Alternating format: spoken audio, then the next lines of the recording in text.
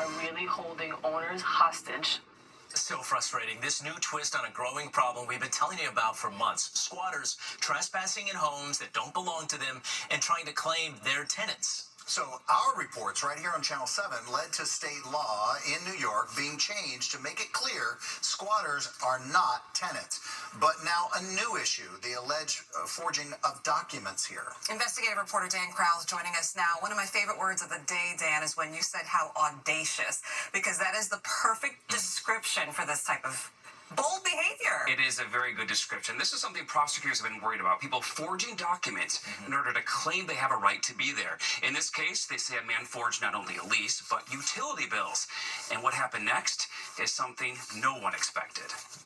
Hey, Lance, any comment about the allegations against you? At 24 years old, Lance White Hunt's facing the possibility of spending the next 15 years behind bars.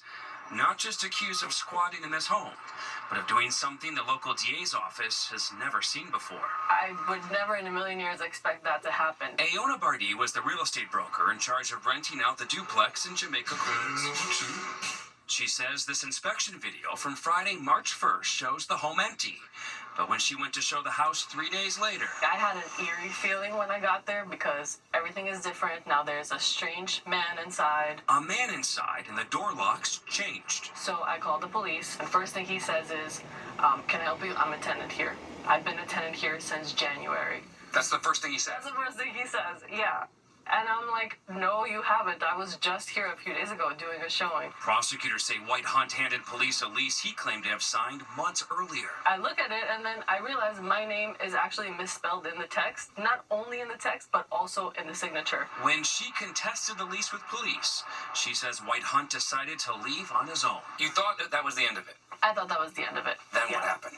Then 2 weeks later, I believe, we get served with papers. The accused squatter took her to court, along with the homeowner, claiming he was illegally evicted. They really have no respect for the laws, and they just feel so brazen to do whatever they want. That is until the Queens District Attorney started investigating. That's pretty audacious. It's very audacious, and it's also just plain wrong. The Queens DA says the squatter forged not only a fake lease, but fake utility bills to claim residency. You can't walk into a house that's not yours and claim you have a right to stay, and then, by the way, sue the person who owns it. White Hunt's suit was dismissed, and the DA charged him with crimes ranging from burglary to identity theft. Are you working on a plea deal? He pleaded not guilty. I want to send a very clear message that that's not happening, and in the city of New York, it shouldn't be allowed to happen. But it has happened to Bardi numerous times before. Usually we discover them, we pay them something, they get out. This time, they sued us. Pay them, because she says it costs less than hiring an attorney and taking them to court. These squatters need to be arrested, and they need to have some real consequences and be made an example of. Neither the defendant or his attorney would comment on this case, and they're both due back in court next month.